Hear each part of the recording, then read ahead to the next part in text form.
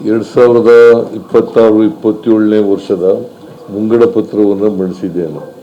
ಈ ಮುಂಗಡ ಪತ್ರ ಕರ್ನಾಟಕ ರಾಜ್ಯದ ಅಭಿವೃದ್ಧಿಗೆ ಪೂರಕವಾಗಿರ್ತಕ್ಕಂಥ ಮುಂಗಡ ಪತ್ರವನ್ನು ಮಂಡಿಸಿದ್ದೇನೆ. ನಾನು ಮಂಡಿಸಿರ್ತಕ್ಕಂಥ ಮುಂಗಡ ಪತ್ರ, ಈ ಮುಂಗಡ ಪತ್ರದ ಗಾತ್ರ, ಆಯವ್ಯಯದ ಗಾತ್ರ 4,48,004 ಕೋಟಿ. 4,48,004 ಕೋಟಿ. 2025-26ಕ್ಕೆ ಮಂಡಿಸಿದಂಥ ಬಜೆಟ್ಟು 4,09,549. 4,09,549 ಕೋಟಿ. ಇದು 2025-26ಕ್ಕಿಂತ ಮುಂದಿನ ವರ್ಷ ಮಂಡಿಸಿರ್ತಕ್ಕಂಥ ಬಜೆಟ್ಟು 38,455 ಕೋಟಿ ರೂಪಾಯಿಗಳು ಹೆಚ್ಚಾಗಿದೆ. 38,455 ಕೋಟಿಗಳು ಹೆಚ್ಚಾಗಿದ್ದಾವೆ. ಅಂದರೆ ಸುಮಾರು 9.4% ಗ್ರೋತ್ ಆಗಿದೆ. 9.4% ಗ್ರೋತ್. ನಾವು ತೆರಿಗೆ ವರ್ಷದ ಮಧ್ಯಭಾಗದಲ್ಲಿ ಜಿ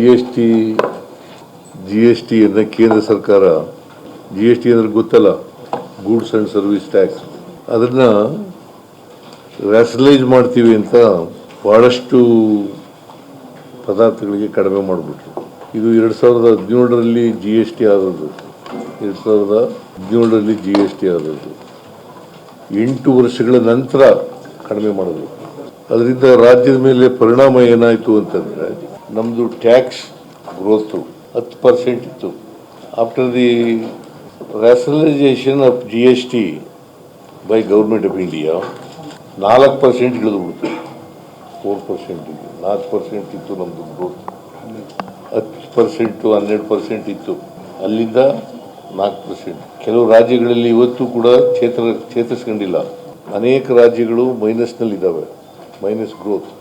ಇಷ್ಟೆಲ್ಲ GSTನಲ್ಲಿ ನಮಗೆ ಹೊಡೆತ ಬಿದ್ದರೂ ಕೂಡ GST ಕಲೆಕ್ಷನ್ನಲ್ಲಿ ರಾಷ್ಟ್ರದಲ್ಲಿ ನಾವು 2ನೇ ಸ್ಥಾನದಲ್ಲಿದ್ದೀವಿ. Maharashtra number 1, Karnataka number 2. ನಮಗೆ ಸುಮಾರು ಇದರಿಂದ ತೆರಿಗೆಯಲ್ಲಿ 10,000 ಕೋಟಿ ಕಡಿಮೆ ಆಯಿತು. ಮುಂದಿನ ವರ್ಷ ಕೂಡ ಮುಂದುವರಿತದೆ ರ್ಯಾಷನಲೈಸೇಷನ್. ಸುಮಾರು 15,000 ಕೋಟಿ ರೂಪಾಯಿ ಅಷ್ಟು ಕಡಿಮೆ ಆಗುತ್ತೆ. 15,000 ಕೋಟಿ ಕಡಿಮೆ ಆಗುತ್ತೆ. ಕೇಂದ್ರ ಸರ್ಕಾರದ ಅಸಹಕಾರ ಮತ್ತು ಮಲ್ತಾಯಿ ಧೋರಣೆ ನಾವು ಆದರೂ ಕೂಡ ಹೆಚ್ಚು ವಿತ್ತೀಯ ಶಿಸ್ತನ್ನು ಉಲ್ಲಂಘನೆ ಮಾಡ್ತಕ್ಕಂಥ ಕೆಲಸವನ್ನು ಮಾಡಿಲ್ಲ. ಆಮೇಲೆ ನಮ್ಮದು GDP ಬೆಳವಣಿಗೆ ಈ ವರ್ಷ ಅಂದರೆ 25-26 8.1. ರಾಷ್ಟ್ರದ್ದು GDP ಬೆಳವಣಿಗೆ ಎಷ್ಟಪ್ಪ ಅಂತಂದರೆ ನ್ಯಾಷನಲ್ ಅವರೇಜ್ 7.4. 7.4 ಅವ್ರಿಗಿಂತ ನಾವು ಉತ್ತಮವಾಗಿ ಇದ್ದೀವಿ. ರಾಷ್ಟ್ರ ಮಟ್ಟದ GDP ಗ್ರೋತ್ ರೇಟ್ಗಿಂತ ಚೆನ್ನಾಗೇ ಇದ್ದೀವಿ. ಆಮೇಲೆ ನಾವು ಎಲ್ಲ ಗ್ಯಾರಂಟಿ ಯೋಜನೆಗಳಿಗೆ 51,000 52,000 ರೂಪಾಯಿ ಪ್ರತಿ ವರ್ಷ ಖರ್ಚು ಮಾಡ್ತಾ ಇದ್ದೀವಿ. ಇಲ್ಲಿವರೆಗೆ ಅಂದರೆ ಫೆಬ್ರವರಿ ಎಂಡ್ವರೆಗೆ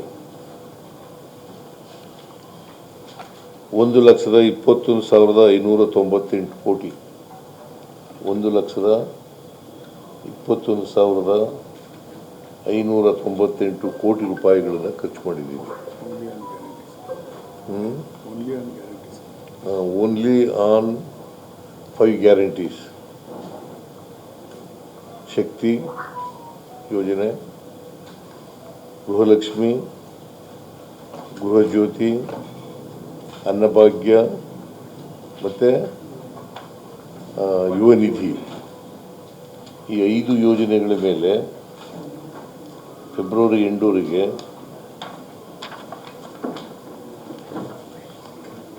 1,21,598 ಕೋಟಿ ಖರ್ಚು ಮಾಡಿದ್ದೀವಿ.